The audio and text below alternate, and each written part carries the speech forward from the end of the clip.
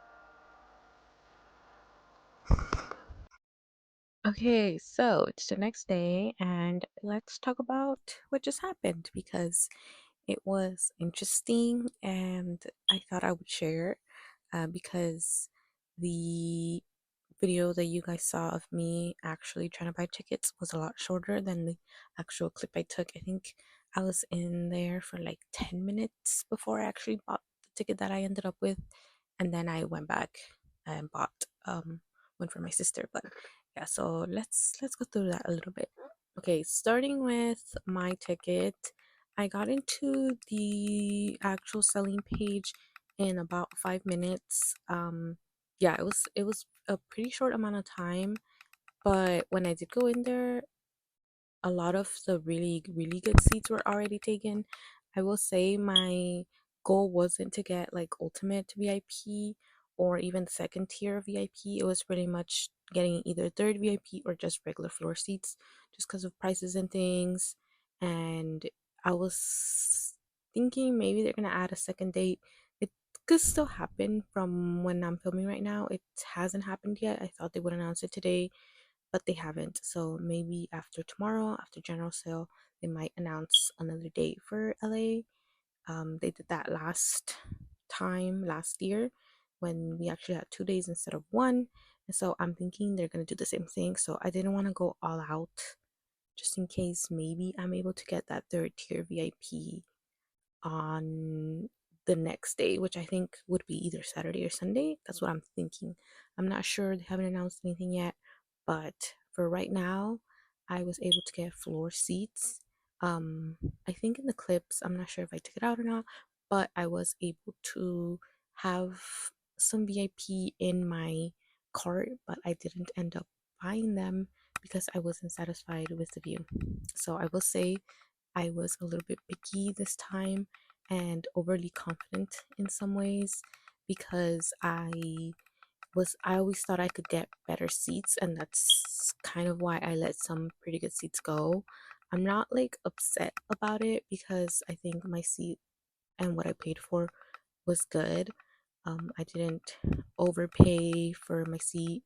Whenever I accidentally clicked on a dynamic priced ticket, I returned it because I was not going to purchase that. So I ended up with a face value ticket that I was still satisfied with and was at a row and seat that I was comfortable with because I hadn't had that much floor experience in the past. Usually, when I go to concerts, I get seated tickets in the stands. But now I have gone to Ateez on floor, and I've gone to two shows for Hosek on floor, and now I kind of have a feel of what the floor is like. And so I chose seats and row in a row that I thought was good and that like I was still comfortable with paying, if that makes sense. So yeah, that's what ended up happening. um I was overly confident, and then I started getting a little bit nervous when I saw that a lot of the tickets that were like really good started selling out. And so I did start making some mistakes. Like, I was shaking so bad that I couldn't even click on the ticket. I was like, calm down, like it's gonna be fine. And I was literally shaking. So yeah, that did happen. But um like I said, I'm still really happy with the seats that I got. I think this time the dynamic pricing was affecting everything so much faster than before. I feel like in you still had about a 10-minute window where dynamic pricing wasn't hitting as hard, but this time I felt like by this 2 minutes that I was in there, so like 7 minutes, it was crazy. I saw tickets turning or getting higher um as I was just in there. And so that was super crazy. And then the face value tickets for Ultimate VIP were like $1,000. So I did see a lot of discourse on that, which obviously I agree with, but I don't feel the need to talk about it because obviously we all disagree with it. But at the end of the day, a lot of us still buy those tickets. So, you know, it's not going to change at all, if we keep doing that, and we're still going to. So there's that. Send off this time, there won't be any selfies. So before, basically what they mean by that is that before you could give them your phone and they would take a selfie with you, and they would actually take your phone, which I think now with this new rule, it's just that they won't do that anymore. Like you'll still be able to take videos and pictures. You just won't be able to hand them your phone and have them take pictures, which is just like another way um to, I don't know, to just, honestly, it doesn't even make sense to me. The way that they're justifying it is that it takes more time, but what you're paying for, I think it's justified for you to be able to take a selfie with them, you know? I don't think it should be not allowed anymore, because now it's like, what are you paying for besides, seeing them and stuff for a brief moment. I've never done send off, by the way. Send off has always been mm, not really my goal, to be honest. Maybe in the future, I don't know. I just haven't done send off. I'm usually pretty satisfied with just watching them in the show and doing sound check, but that's just me. I know a lot of people enjoy send off, and maybe my opinion would change if I actually ever do it. But as of now, I haven't done it, and I'm pretty happy with what I get every time. So yeah. Okay. And just another point that I wanted to make, I saw on Twitter and on TikTok that a lot of people went into the queue, knowing that they weren't gonna get tickets, um, or not even having a code just to see prices. Um, I just want to say that doing that does affect dynamic pricing because it's based on demand. So it takes into account how many people are in the line, how many people are actually on the selling page, and that affects dynamic pricing. So if I were you, I just wouldn't do it. I would advise others not to do it. If you want to know about pricing, people will put prices up on Twitter. Like, you do not need to be in the queue. I just wanted to say that because I think a lot of people think it's not a big deal, and sure, to some people it's not, but it does affect the pricing. So yeah, so it's not without consequences. I just wanted to mention that because I think people think it doesn't affect it, but it definitely does. So just keep that in mind. Um, okay, so I went in again after I got my ticket, to get my sister's ticket because she likes Ateez too and she wanted to go. And her goal was to pay around 150, like that was her budget. And so I went in there and I was like looking around. There was plenty of seats in the stands. The ones in the 100 sections though were really expensive. They were 200 to $300 all around, because I checked this just this morning, and the ones across, which are farther away, they were also around 200 bucks. So it was really expensive if you wanted tickets in the stands.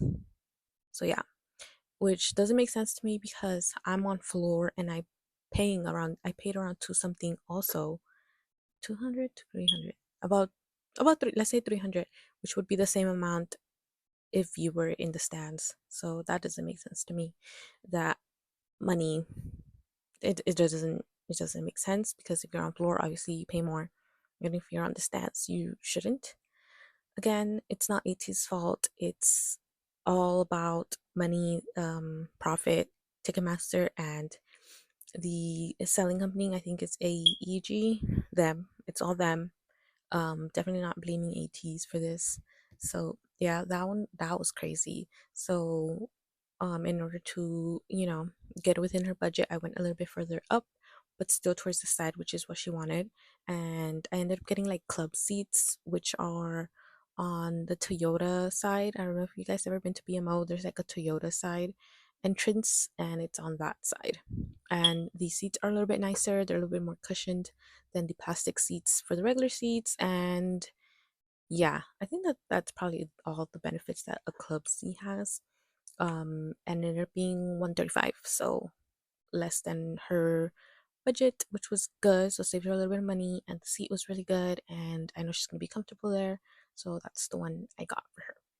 So yeah, I think that's all I wanted to say. If you have any questions, you can ask me. And please let me know how it all went for you and for other arenas and stuff, other stadiums, because I have no idea what went down over there. Because I'm here in LA, only doing for BMO, only doing it for BMO. But I heard it was pretty crazy for some other places. So please let me know how your experience was. And I will see you in the next one. And I will definitely vlog Ateez in August. So yeah, I'll see you then. Bye.